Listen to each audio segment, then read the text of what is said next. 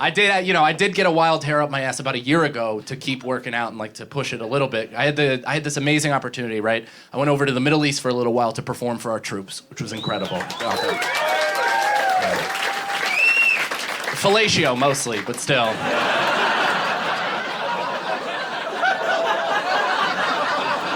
Yeah, our boys in green are backed up.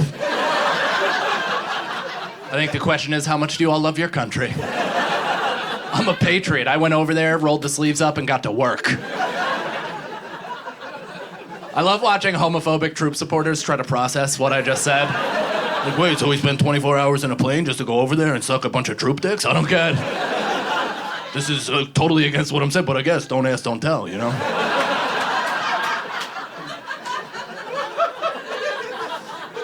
Incredible trip of a lifetime, right? We did 2 weeks in the Middle East, otherwise known as the eyebrow capital of the world. Just a region full of Bert and Ernie's. I've never been silently told to go fuck myself. So many times. But yeah, like I said, 3 countries, 8 bases, right? Did Jordan, Kuwait, and Bahrain. And we flew between all of them. And I gotta say, it was a little jarring to have an Arabic-speaking pilot, which is pure racism. It is, but it stirred up some New York City PTSD that I forgot was there. So I'm sitting in my seat and I hear, like they have the plane already?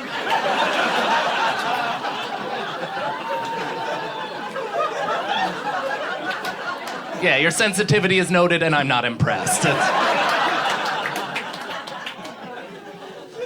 Trip of a lifetime, though, for real. I wanted to entertain these people, these troops as best as I possibly could, both on stage and off stage. I think I took it a little too far.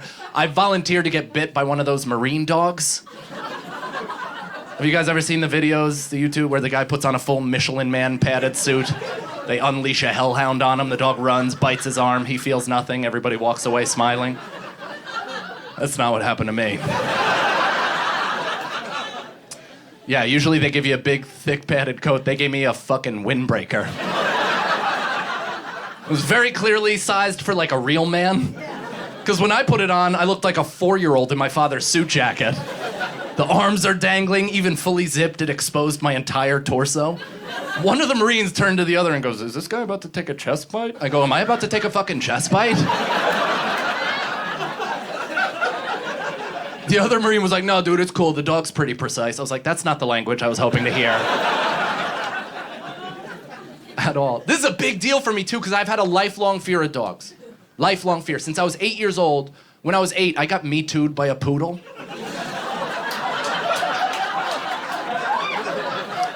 I know, right? What was I wearing?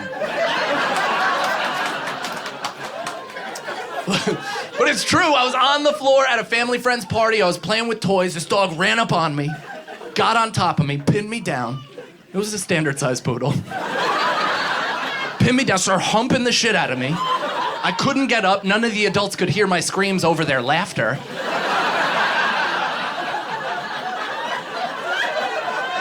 So I've just been hanging on to that for over 2 decades. I thought this was my opportunity to take back the night.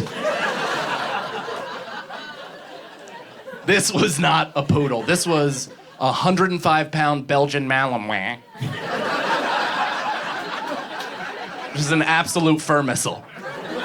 First thing they had me do, right, they put me in the jacket. They're like, "All right, stand across from the dog. You gotta look the dog right in the eyes." And I was like, "Yeah, I'm not gonna do that."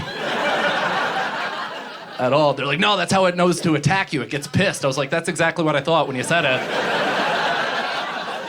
Not gonna do it. They're like, "You gotta do it." So I look at the dog and the dog's like, "Ha, ha." Looked like my wife gearing up for an argument. I was like, Jesus Christ. They're like, "You ready? You ready?" I'm like, "Not really." They're plucking hairs out of it just to get it fired up. They're like, "You ready?" I was like, "I guess." They're like, "Okay, you're gonna run out there. You're gonna extend your arm. We're gonna say go. The dog's gonna run. It's gonna bite your arm. As soon as you feel the bite, you gotta bring your arm to your chest. Then you can't let it drop below 90 degrees because that's when people get hurt."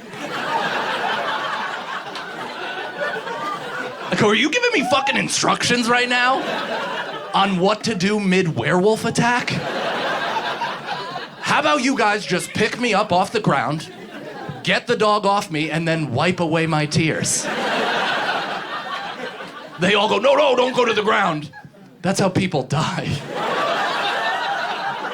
I'm like, what? They're like, it's gonna be great. Don't worry. We've never had an incident. The dog's never bit through a jacket. We did it 4 times. The dog bit through the jacket 4 times. All the way through to the point where it broke skin. Right? I know, but I'm trying to act tough in front of these Marines, right? So I'm stifling all the pain. And until after the last one, I took off the jacket and I walk over to one and I'm like, hey, I seem to be bleeding pretty profusely. Do you think I need a shot or anything like that? The guy goes, honestly, man, you're way more likely to give the dog a disease than it is to give you one. I'm like, oh, well, that's the most hurtful response you could have come back with. Then I found out 2 hours later that dog got deployed to active duty. I was its final training exercise before it got sent into the real shit. It literally sharpened its teeth on me. So right now, that dog is patrolling the Middle East with the worst case of HPV any dog has ever had. Guys, thank you so much. Oh my cow, I appreciate you coming out. Thank you.